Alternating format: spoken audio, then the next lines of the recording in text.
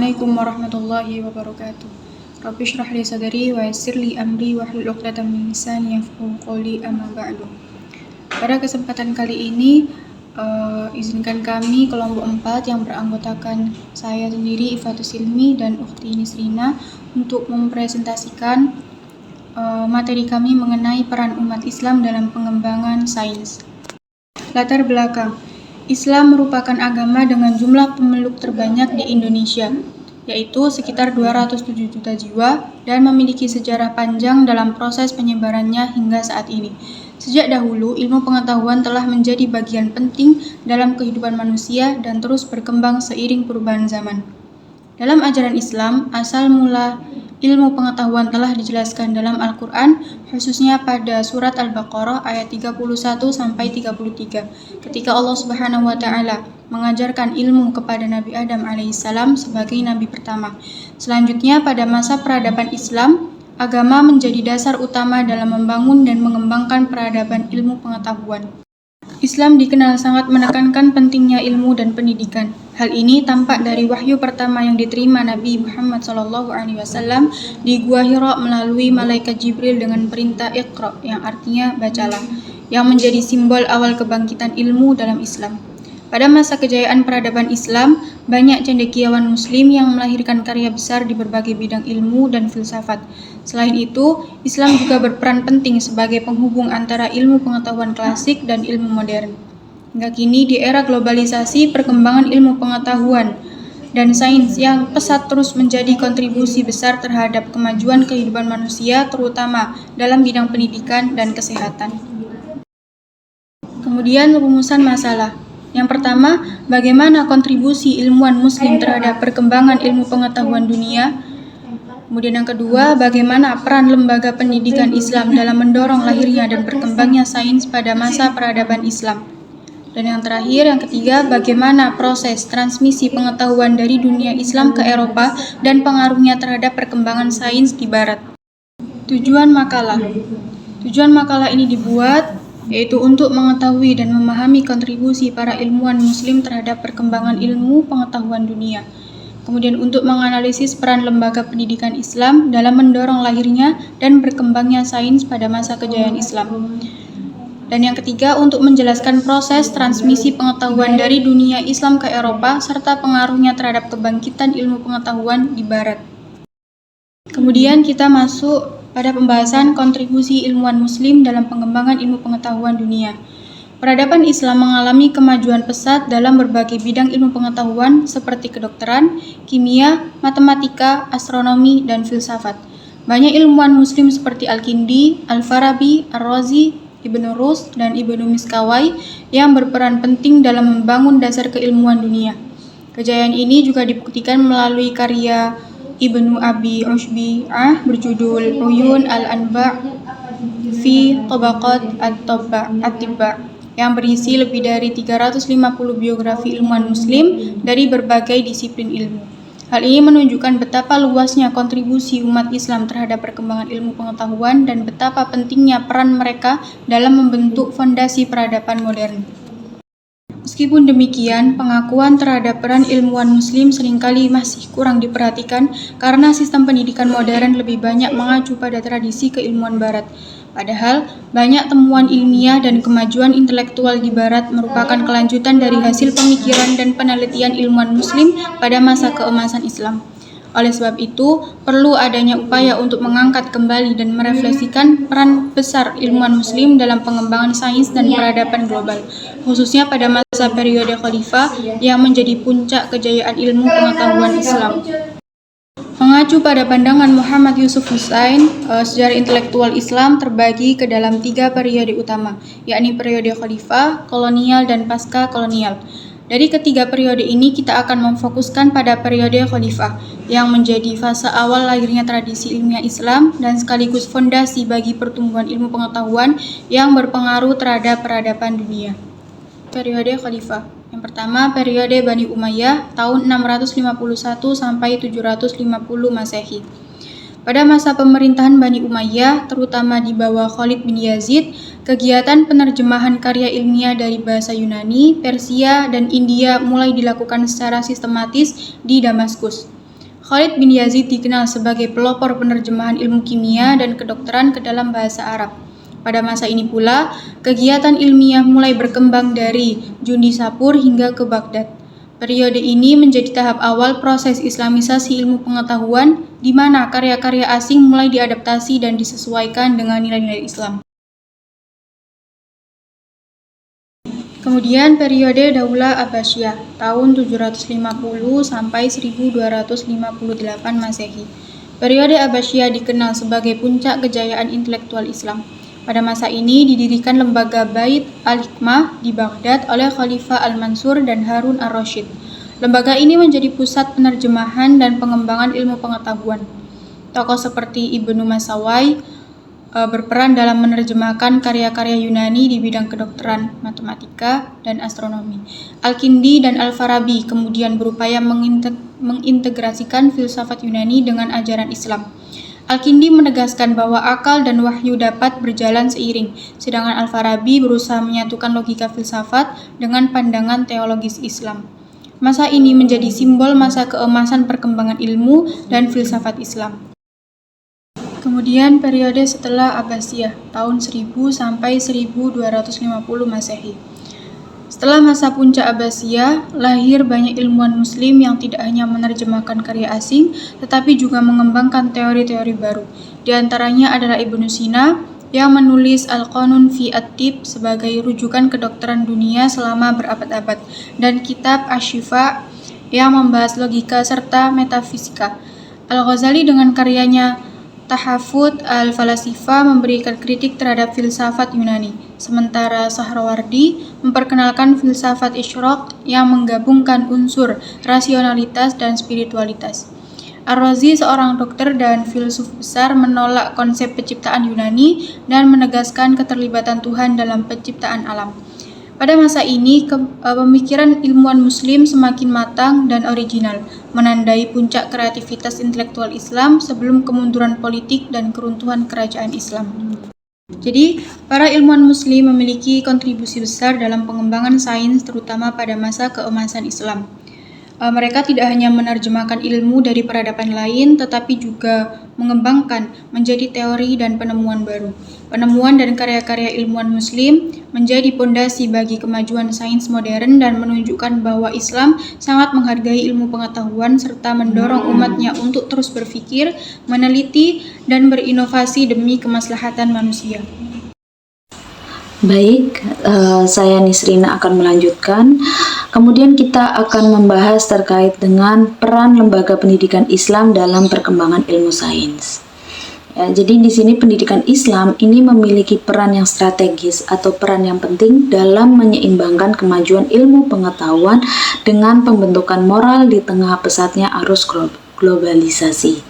Melalui lembaga-lembaga pendidikan Islam, generasi muda ini didorong untuk menguasai sains dan teknologi tanpa meninggalkan nilai-nilai spiritualitas. Kemajuan teknologi ini dipandang bukan sebagai ancaman, melainkan sebagai upaya atau peluang untuk memperluas dakwah dan membangun peradaban modern yang berlandaskan ajaran Islam. Jadi di samping kita menguasai sains dan teknologi, namun kita tetap tidak boleh untuk meninggalkan nilai-nilai ajaran Islam. Jadi harus diselingi. Jadi di samping kita menguasai sains dan teknologi, kita juga hal tersebut didasari atau didampingi dengan nilai-nilai ajaran Islam. Dalam praktiknya, lembaga pendidikan Islam ini mengintegrasikan sains dan teknologi ke dalam kurikulum melalui peningkatan kompetensi digital pendidik, pengembangan infrastruktur teknologi, serta penguatan literasi digital Islami. Metode pembelajaran inovatif seperti blended learning dan mobile learning diterapkan agar peserta didik itu mampu memanfaatkan teknologi secara bijak dan produktif. Tentu, upaya-upaya ini didasari oleh nilai-nilai Al-Quran seperti Quran Surat Al-Alaq ayat 1-5 yang menjelaskan tentang pentingnya untuk membaca dan belajar. Kemudian Quran Surat Al-Mujadilah ayat 11 yang menjelaskan tentang keutamaan orang berilmu. Jadi di sini terdapat keutamaan-keutamaan yang besar bagi orang yang menuntut ilmu, sehingga dapat disimpulkan wajibnya bagi manusia untuk selalu menuntut ilmu. Kemudian Quran surat Yunus ayat 101 yang ayat tersebut ayat tersebut menjelaskan tentang upaya manusia untuk upaya atau dorongan agar manusia itu dapat mentadaburi ciptaan Allah, mentadaburi atau meneliti ciptaan-ciptaan Allah atau kebesaran-kebesaran Allah. Yakni dengan landasan tersebut, pendidikan Islam ini berperan dalam mengarahkan perkembangan sains agar selaras dengan etika dan kemanusiaan. Melalui kurikulum terpadu antara ilmu agama dan ilmu umum, peserta didik dibentuk menjadi insan yang berpikir ilmiah, kreatif, dan berakhlak mulia, dan beriman kuat. Jadi pendidikan Islam ini bukan hanya mengarahkan kepada ilmu agama saja, namun juga mengarahkan kepada ilmu umum, sehingga peserta didik itu dapat dibentuk atau terbentuk menjadi insan yang berpikir ilmiah, berpikiran luas, kreatif, namun juga berakhlak yang mulia, dan juga memiliki iman yang kuat. Lembaga pendidikan Islam ini juga berfungsi sebagai sistem adaptif terhadap perubahan zaman, yakni menciptakan keseimbangan antara kemajuan intelektual dan spiritual, serta melahirkan generasi yang siap menghadapi tantangan global dengan iman, ilmu, dan akhlak. Kemudian proses transmisi pengetahuan dari dunia Islam ke Eropa. Pada masa keemasan Islam, dunia Islam menjadi pusat peradaban dan ilmu pengetahuan ketika Eropa masih berada dalam masa kegelapan. Kemajuan ini kemudian menyebar ke barat melalui berbagai jalur interaksi yang mempertemukan kedua peradaban ini, yakni peradaban Islam dan peradaban Eropa. Kemudian terjadilah proses transmisi pengetahuan tersebut, sehingga proses tersebut berperan besar dalam membangkitkan semangat intelektual dan menjadi dasar lahirnya Renaissance di Eropa. Jalur-jalur utama penyebarannya antara lain: yang pertama, melalui Andalusia, yakni Spanyol Muslim. Wilayah Spanyol Muslim ini menjadi pusat ilmu pengetahuan dan kebudayaan Islam. Kota seperti Cordova dan Toledo ini melahirkan banyak sekali karya-karya ilmiah yang diterjemahkan ke bahasa Latin, sehingga Andalusia ini menjadi sumber utama pengetahuan bagi sarjana Eropa. Jadi sarjana Eropa ini dapat melahirkan karya-karya ilmiah karena di kota-kota seperti Cordova dan Toledo ini menjadi sumber utama pengetahuan. Kemudian yang kedua, melalui jalur perdagangan dan jalur laut. Interaksi dagang antara dunia Islam dan Eropa di jalur sutra serta laut Mediterania memungkinkan adanya pertukaran gagasan ilmiah, termasuk pengenalan sistem angka Arab dan konsep nol yang menjadi dasar matematika modern. Kemudian yang ketiga, melalui Sisilia, yakni setelah penaklukan Islam di Italia, unsur kebudayaan dan ilmu pengetahuan Islam diadopsi oleh bangsa Norman, terutama dalam bidang seni, sastra, dan industri, yang hal tersebut dapat memperkaya peradaban Eropa. Kemudian yang keempat, yakni melalui Perang Salib, yakni kontak langsung antara pasukan dan cendekiawan Eropa dengan dunia Islam ini membuka pertukaran pengetahuan dalam bidang kedokteran, astronomi, matematika, dan teknologi, yang kemudian hal tersebut dapat menginspirasi lahirnya gerakan Renaissance di Eropa. Jadi kesimpulannya di sini, Islam ini menempatkan ilmu sebagai dasar peradaban. Tanpa ilmu tidak akan berkembang agama Islam. Jadi sebagaimana diperintahkan dalam wahyu pertama, yakni Iqra pada surat Al-Alaq ayat 1, yang menegaskan pentingnya membaca dan menuntut ilmu sebagai bagian dari ibadah. Kemudian masa keemasan Islam pada era Bani Umayyah dan Abbasiyah ini melahirkan banyak sekali ilmuwan besar, di antara lain Al-Kindi, Al-Farabi, Ibnu Sina, dan Al-Razi, yang beliau tersebut berkontribusi dalam berbagai bidang ilmu seperti kedokteran, filsafat, astronomi, matematika, dan kimia. Kemudian lembaga pendidikan Islam, yakni diantaranya Bait Al-Hikmah di Baghdad, ini menjadi pusat penerjemahan, penelitian, dan pengembangan ilmu pengetahuan yang mendorong lahirnya inovasi ilmiah. Jadi dengan dibangunnya Bait Al-Hikmah di Baghdad, itu dapat menjadi pusat Bait Al-Hikmah tersebut menjadi pusat penerjemahan, penelitian, dan pengembangan ilmu pengetahuan yang dengan hal tersebut dapat mendorong lahirnya inovasi ilmiah. Kemudian transmisi ilmu pengetahuan ke Eropa ini terjadi melalui 4 jalur, yakni Andalusia, Sisilia, jalur perdagangan internasional, dan perang salib. Yang dengan 4 hal tersebut dapat memperkenalkan pemikiran rasional dan metode ilmiah Islamiyah ke dunia barat. Jadi dengan adanya pertukaran seperti itu, dunia barat dapat mengenal metode-metode ilmiah Islami. Kemudian warisan intelektual Islam ini menjadi fondasi Renaissance Eropa, sekaligus bukti bahwa kemajuan sains modern ini berakar pada peradaban Islam.